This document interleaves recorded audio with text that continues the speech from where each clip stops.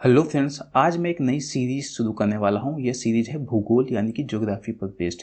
इस सीरीज में मैंने जो फैक्ट्स होते हैं, ठीक है ना, तथ्य होते हैं, उनको काफ़ी अच्छे से इंक्लूड किया है, जिससे कि कोई भी आपका कॉम्पिटिटिव एग्जाम है, जो वनडे एग्जाम होते हैं जिसमें फैक्ट्स पूछे जाते हैं, वो आप अच्छे से हैंडल कर पाएँ। ठीक है, तो शुरुआत करते हैं। सिंधु नदी तंत्र, यहाँ तंत्र का मतलब क्या होता है, उसकी जो सहायक नदियाँ हैं उनको भी हम समझेंगे। तो सिंधु नदी के बारे में जानने वाले हैं, फिर चेनाब, झेलम, रावी, ब्यास व सतलज, इन सारी नदियों के बारे में हम जानने वाले हैं। सो शुरुआत करते हैं। पहली नदी है सिंधु नदी। तो इसका पहला है कि ये निकलती कहाँ से है। ये निकलती है एक ग्लेशियर से जिसका नाम है बोखर चू। ठीक है, ये है तिब्बत में पड़ता है बोखर चू ग्लेशियर। तिब्बत में मानसरोवर झील के पास पड़ता है। ठीक है, ये है मानसरोवर झील और ये वहाँ से नदी निकलती है। ठीक है ना, तो इसकी एक फ़ोटो है। इस हिमनद को वो सिंगी खंबान भी बोलते हैं और शेर मुख भी बोलते हैं। अब बात आती है कि ये मिलती कहाँ पर है। ये मिलती है, यहाँ से निकलती है, फिर भारत में प्रवेश करती है, फिर दक्षिण की ओर बहती हुई, दक्षिण पश्चिम की ओर बहती हुई ये अरब सागर में, अरेबियन सी में मिल जाती है। ओके, जब ये यहाँ पर उत्तर पश्चिम दिशा की ओर बह रही है तो ये लद्दाख व जास्कर सीढ़ियों के बीच से होकर बहती है। और यहाँ पर जब चीन से निकलती है, जब भारत में प्रवेश करती है, तो कौन से स्थान पर प्रवेश करती है, ये दमचोक के पास ये भारत में प्रवेश करती है। इसकी जो कुल लंबाई है, यानी कि इस ग्लेशियर से लेकर के अरब सागर तक, वो है 2880 किलोमीटर। लेकिन यहाँ पर देख रहे हो कुछ लंबाई भारत में भी फ्लो हो रही है। ठीक है ना, छोटी है, काफ़ी लंबा फ्लो नहीं है भारत में। तो भारत में इसकी लंबाई सिर्फ कितनी है, 800 किलोमीटर। ओके, आगे समझते हैं। इसका जो जल ग्रहण क्षेत्र है, ठीक है ना, एक बेसिन एरिया इसको हम बोल सकते हैं, यानी कि इस नदी में जो अलग अलग एरिया से पानी बहकर आता होगा, इसकी सहायक नदियों का पानी बहकर आता होगा, तो पूरा अगर जोड़ दिया जाए तो इसका जो जल ग्रहण क्षेत्र है वो है 11,65,000 स्क्वायर किलोमीटर। ठीक है, लेकिन भारत में कितना पड़ता है, सिर्फ 3,21,284 स्क्वायर किलोमीटर भारत में है इसका जल ग्रहण क्षेत्र। यह एक अंतर्राष्ट्रीय नदी है। अंतर्राष्ट्रीय नदी उस नदी को बोलते हैं जो कई देशों से होकर बहती है, जैसे कि ये चीन में निकलती है, फिर भारत और फिर पाकिस्तान से होती हुई अरब सागर में मिल जाती है। तो ये कैसी नदी हो गई, अंतर्राष्ट्रीय। एक प्रश्न पूछा जाता है कि जो लेह शहर है वो कहाँ स्थित है, तो वो स्थित है सिंधु नदी के दाएं तट पर। ये है लेह शहर की एक फोटो। ठीक है ना, ये सिंधु नदी की जो दायां तट है वहां पर स्थित है। इसके बाद इसकी सहायक नदियां पूछी जाती हैं, तो झेलम, चेनाब, ब्यास, सतलुज, इनके बारे में तो हम डिस्कस करने वाले हैं। इसके अलावा श्योक, गिलगित, सिगार, काबुल और जास्कर, ये सारी की सारी नदियां किसकी हैं, सिंधु नदी की सहायक नदियां हैं। इसके अलावा और भी कुछ नदियां हैं, ठीक है ना, जो बेसिकली जो पाकिस्तान होता है उसके पश्चिमी एरिया से बहकर आती हैं। आगे समझते हैं। सिंधु जल समझौता क्या है। देखो, भारत और पाकिस्तान के बीच, क्योंकि ये नदी ना भारत और पाकिस्तान में इसका जो प्रवाह है काफ़ी ज़्यादा है, तो इन देशों के लिए काफ़ी महत्वपूर्ण है। लेकिन अगर हम किसी एक देश की बात करें तो पाकिस्तान के लिए काफ़ी महत्वपूर्ण है, क्योंकि ये नदी काफ़ी बड़ी है और इसका जो पाकिस्तान में प्रवाह है वो काफ़ी लंबा है। ठीक है, तो इसका महत्व भी पाकिस्तान के लिए काफ़ी ज़्यादा है। तो भारत और पाकिस्तान के बीच में क्या होता है, एक समझौता होता है, और किसी भी अंतर्राष्ट्रीय नदी में ये समझौते देखने को मिलते हैं कि कौन सा देश कितना पानी प्रयोग करेगा। तो ये समझौता भारत और पाकिस्तान के बीच होता है। कब होता है, 19 सितंबर 1960 को। ओके, दोनों देशों के बीच समझौता होता है। इसमें भारत के जो प्रधानमंत्री थे पंडित जवाहरलाल नेहरू, यहाँ पे नेहरू होगा, और पाकिस्तान के राष्ट्रपति अयूब खान ने इसमें साइन किए। ये देखो साइन हो रहे हैं यहाँ पर, ये नेहरू बैठे हैं और ये अयूब खान बैठे हैं। ठीक है, इस समझौते के अनुसार क्या होता है, भारत इसकी जो इस नदी की कुल जल विसर्जन क्षमता है उसका 20% ही प्रयोग करता है।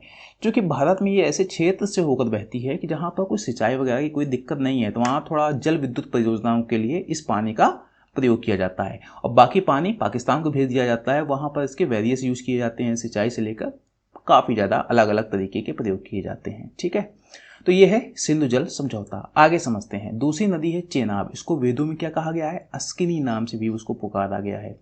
ये भारत से ही निकलती है। कहाँ पर, हिमाचल प्रदेश के बारालाचा दर्रे के पास से निकलती है, और वहाँ पर ये दो नदियाँ होती हैं, एक चंद्र होती है, एक भागा। ठीक है ना, दो अलग अलग क्या होती है नदियाँ वहाँ से निकलती हैं, और फिर तांडी के पास में ये मिल जाती हैं, और फिर वो कहलाती है चेनाब या चिनाब नदी। ठीक है, तो यहाँ से चंद्रभागा निकल रही है, यहाँ से मिल रही है, तो यहाँ से बन रही है चेनाब।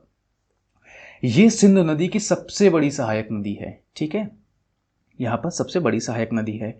इसका मुहाना क्या है? सिंधु नदी। यहाँ पर ध्यान देना है कि हम क्या कहेंगे कि ये कभी नहीं कहेंगे कि सिंधु नदी चेनाब में मिलती है, नहीं, क्योंकि सिंधु नदी बड़ी है तो हमेशा जो छोटी नदी होती है वो बड़ी नदी पर मिलती है। तो इस वजह से कहाँ पे, यहाँ पे देखो ये कहाँ मिल रही है? सिंधु नदी पर, ठीक है ना। तो इसका मुहाना है सिंधु नदी। यह नदी किश्तवाड़ के समीप पीर पंजाल रेंज को काटती हुई एक गाज बनाती है, ठीक है ना। यहाँ पर आपकी पीर पंजाल रेंज है तो यहाँ पर एक गाज बनाती है। अगर नदी घाटी परियोजनाओं की बात करें, ठीक है ना, तो जैसे डैम वगैरह, तो यहाँ पर इस नदी में कुछ डैम बने हैं, जैसे बगलिहार, सलाल, दुल्हस्ती, ये डैम है, नदी घाटी परियोजनाएं हैं, वो इसी नदी पर है। किसमें? चेनाब पर। एक पुल बनाया जा रहा है जो शायद विश्व का सबसे ऊंचा पुल होगा, ठीक है ना, ये भी चेनाब नदी पर बनाया जा रहा है और शायद 2024 तक ये कंप्लीट भी हो जाएगा, ठीक है। तो आप बताइएगा कि कहाँ पर है, किस जगह पर बनाया जा रहा है। आगे समझते हैं। अगली नदी है झेलम, इसको वितस्ता भी बोलते हैं वेदों में। इसका उद्गम कहाँ से होता है? वेरीनाग के निकट शेषनाग झील, जम्मू कश्मीर, ठीक है ना। झेलम देखो जम्मू कश्मीर से निकल रही है, यानी ये भी कहाँ से निकलती है? भारत से। इसके बाद सबसे खास बात जो श्रीनगर है, वुलर झील है, ये देखो वुलर झील है, ये झेलम यहीं से होकर प्रवाहित होती है, ठीक है ना। यानी कि इस झील पर पानी कहाँ से आया है? इस झेलम नदी से ही आता है, ठीक है। साथ में श्रीनगर भी इसी के तट पर स्थित है। यह पाकिस्तान में झंग के निकट चेनाब नदी में मिल जाती है। तो यहाँ पर देखो ये है झेलम और ये है चेनाब, ये है झंग होगा यहाँ पर, तो यहाँ पर ये चेनाब से मिल जाती है। तो हमने ये क्यों कहा कि झेलम चेनाब से मिल जाती है? क्योंकि चेनाब बड़ी नदी है, ओके। अगर इसकी एक सहायक नदी आपको याद रखनी हो तो याद रखिएगा किशन गंगा नदी, ठीक है ना, ये इसकी एक प्रमुख सहायक नदी है। जल घाटी परियोजना यानी डैम की बात करें तो तुलबुल और उरी डैम इसी नदी पर बने हुए हैं, ठीक है। यहाँ पर क्या होता है, इस जगह पर ये भारत और पाकिस्तान की सीमा रेखा पर बहती है, ठीक है ना।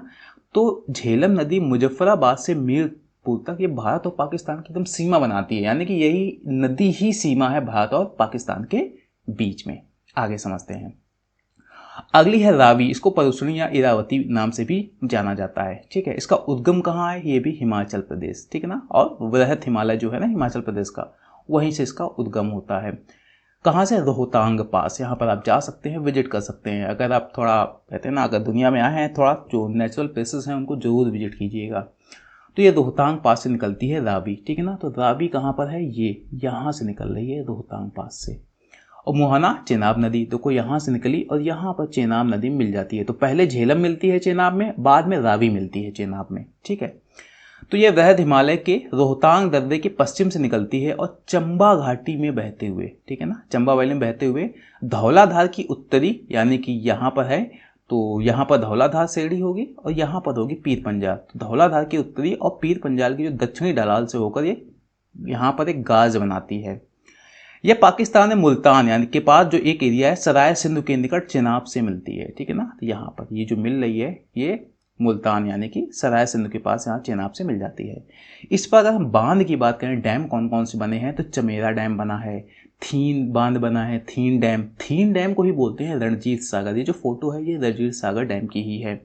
साथ में एक परियोजना प्रस्तावित है शाहपुर कंडी बांध परियोजना। ये तीनों परियोजनाएं किस पर बनी है? रावी अथवा परुष्णी नदी पर। आगे समझते हैं। अगला है व्यास या इसको विपाशा भी बोलते हैं वेदों में, ठीक है। इसका उद्गम स्थान क्या है? व्यास कुंड। ये भी रोहतांग दर्रे के पास में है, जो पिछली नदी भी थी वो भी रोहतांग के पास से थी। सो ये भी रोहतांग दर्रा हिमाचल से निकलती है व्यास कुंड। आप जब भी कुल्लू मनाली घूमने जाते हैं तो जो बगल में एक नदी बहती हुई नजर आएगी वो व्यास नदी ही है। इसका मुहाना क्या है? सतलज। तो कोई यहाँ से व्यास निकली और ये सतलज, तो यहाँ देख रहे हो कि सारी नदियां तो यहाँ से निकल रही हैं और पाकिस्तान में प्रवेश कर रही हैं, लेकिन व्यास भारत से निकलती है, भारत में ही खत्म हो जाती है, यानी कि दूसरी नदी में मिल जाती है। तो ये नदी कुल्लू घाटी से गुजरती है, ठीक है ना, कुल्लू वैली, ओके, कुल्लू मनाली जो बोलते हैं वहां से आपको एक गुजरती नजर आएगी। साथ में धौलाधार श्रेणी में एक गहरा गाज बनाती है। ये हरिकै के पास क्या होता है? पंजाब के मैदान में, यहाँ पर देखो यहाँ से निकली ये पंजाब आ गया, तो यहाँ पंजाब में प्रवेश कर गई। इसके बाद क्या होता है? हरिकै के पास ये जो हरिकै एरिया है यहाँ पर ये सतलज नदी में मिल जाती है और यहीं पर बनाया गया है इंदिरा जो बैराज बना हुआ है, ठीक है ना, हरिकै बैराज बना हुआ है।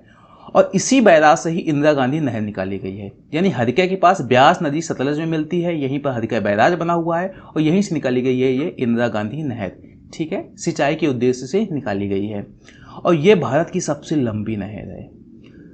सिंध नदी तंत्र में व्यास एकमात्र नदी है जो पूरी तरह भारत में बहती है। तो यहाँ पर आप देख रहे हैं ना, हिमाचल से निकली और पंजाब में कहाँ मिल गई? सतलज से। तो ये पूरी तरीके से भारत में बहती है।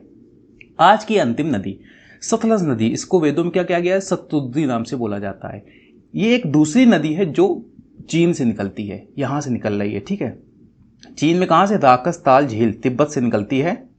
और मोहना चेनाब नदी, फिर ये क्यों कहा, ये लास्ट नदी है जो चेनाब में मिल रही है, क्योंकि चेनाब सबसे बड़ी नदी है, ठीक है ना, और चेनाब से बड़ी है सिंधु, तो ये आखिरी नदी है सतलज जो चेनाब से यहाँ पर मिलती है। तो ये नदी मानसरोवर जो झील है उसके निकट से राकस ताल से निकलती है, और जहाँ पर इस नदी को लॉन्गे चेन खंबाब कहते हैं, ठीक है ना। इसी नदी को जब चीन में क्या बोलते हैं, लॉन्गे चेन खंबाब। यह नदी सिपकीला दर्रे से गुजरकर, क्योंकि जब काटती है ना, किसी पहाड़ को काटती है तो दो तरीके हो सकता है, या तो वहाँ गाज बनाती हो यानी कि पूरे पहाड़ को ही काट दिया, या तो हो सकता है किसी दर्रे से निकलती होगी यहाँ पर थोड़ा, ठीक है ना। यहाँ पर आप देख रहे हो यहाँ पे पहाड़ कटे हुए हैं, यहाँ पर अलग हैं, ये नदी निकल रही है और यहाँ पर कुछ सड़क बनी हुई है, तो यह है सिपकीला, यानी सिपकीला दर्रे से ये भारत में प्रवेश करती है। इसकी कुल लंबाई है 1450 किलोमीटर, लेकिन भारत में ये काफ़ी लंबा फिर भी है, 1050 किलोमीटर बहती है, क्योंकि भारत में देखो यहाँ से लेकर यहाँ तक बह रही है, ठीक है ना। इसके बाद कुछ एरिया यहाँ बहता है, कुछ यहाँ बहता है, तो भारत में काफ़ी ज़्यादा बहती है, 1050 किलोमीटर, और 400 किलोमीटर चीन और पाकिस्तान में बहती है। ओके, इस पर एक डैम बना हुआ है, बहुत ही फेमस डैम, भाखड़ा डैम।